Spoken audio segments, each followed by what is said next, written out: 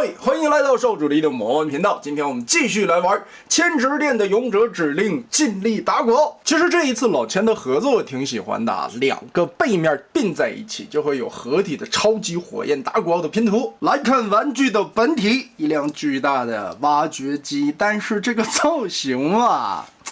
就非常的敷衍，它真的。就是為了拼一個人形以及它最後的合體形態，所以它的偽裝形態可以說基本上都是白送的呀。盡力打鼓奧這個就有點不太像話了，後半個真的還不如老玩具。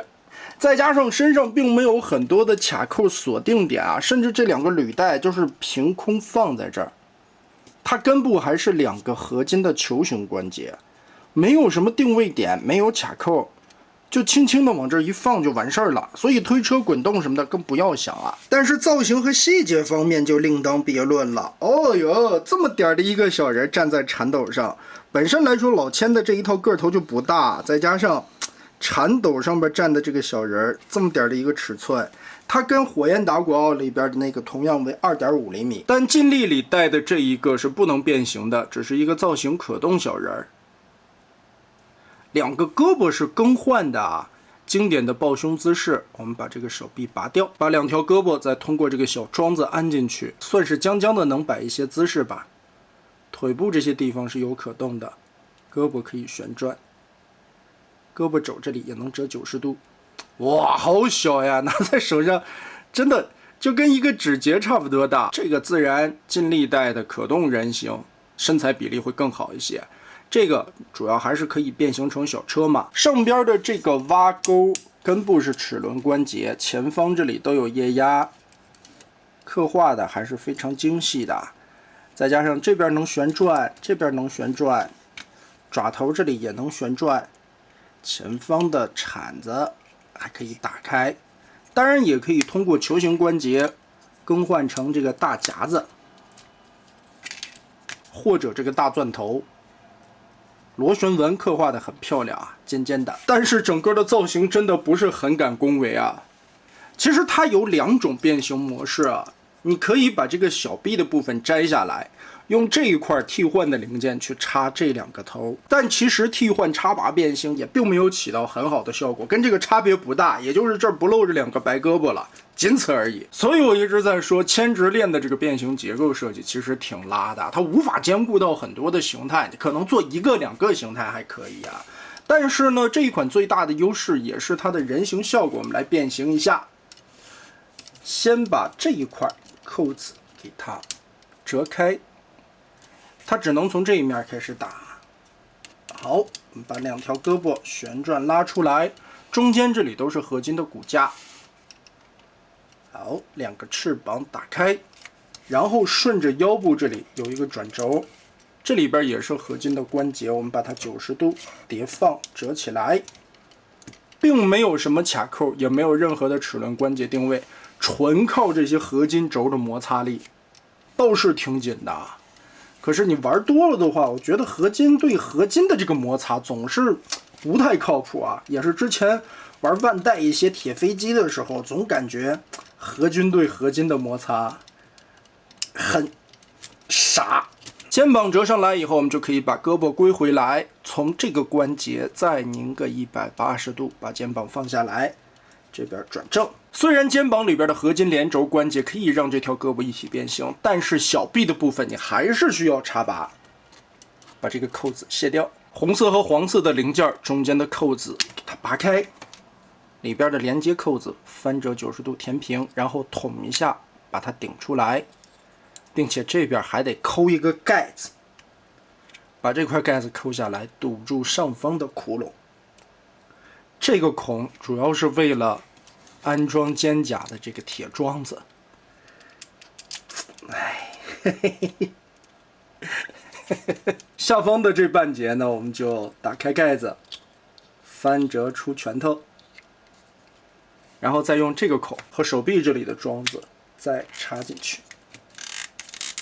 另外一邊是同樣的變形結構，但是這一回因為有這個大的機械臂存在，我們先把這個摘掉。依舊是把這個合金的轉軸關節折下來，然後一個 Z 字貼上去，再把肩膀的關節放下來，大臂90度轉正，拆，驾駛艙拔下來，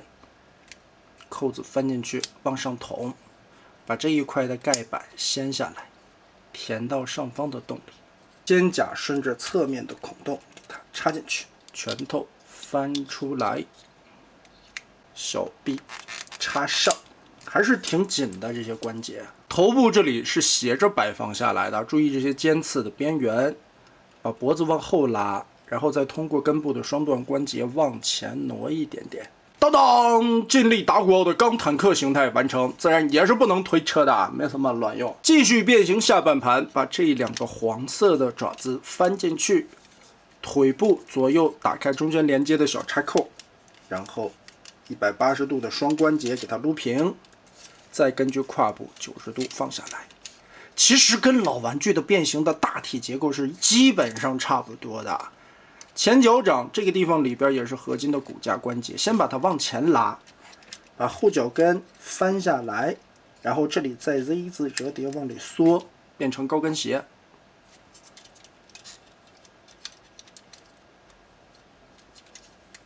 腿側面的履帶通過根部的合金球形關節拉開，然後把裡邊擋片的蓋板順這兒翻過來，堵住腿後邊的窟窿。哎，然後再擱在旁邊，就是純擱啊，沒有任何的扣點，定不了位，也插不住。另外這條腿呢，履帶的這個蓋子是在合體的時候可以拆下來的，但是我手上的這個超級鬆啊，就感覺沒有什麼插點放在裡邊。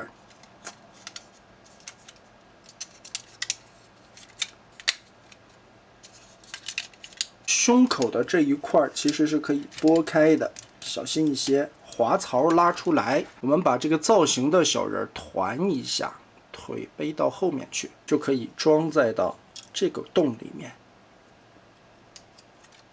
給它蓋上，掉了。